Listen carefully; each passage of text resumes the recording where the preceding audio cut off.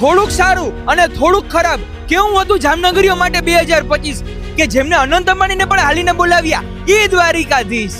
મોદી હોય કે મેસી હોય કે પછી હોય બોલિવૂડના તારા, સૌએ માણી મજા એવું પ્રાણીઓ માટેનું સ્વર્ગ એટલે આપણું વન તારા. હૃદય તો અમારા ત્યારે ગદગદિત થયા જ્યારે જામનગરનું ગૌરવ વધારતા રીવાબા શિક્ષણ મંત્રી થયા. લોકોમાં થયો હતો હાશકારો અને પડ્યો હતો ચેન જ્યારે આપણા લોકલાડીલા પૂનમબેને ચાલુ કરાવી હતી અનેક ટ્રેન. સૂર્યકિરણ એર શો જેમાં બતાવી હતી એરફોર્સે તેની બહાદુરતા, જેને જોવા ઉમટી હતી જામનગરની જનતા. જેમને નામ મળ્યું સૌરાષ્ટ્રના સૌથી મોટા ફ્લાયઓવરનું, આખરે વર્ષો બાદ ઉદ્ઘાટન થયું આ સોનેરી નવા બ્રિજનું. સાંભળતા જ ભરાઈ ગયું હતું હૈયું જ્યારે તૂટવામાં આવ્યું હતું અંબર. હાલો કમાણું 100 કરોડ ત્યારે ગર્વ થયો હતો જામનગરની દીકરી પર.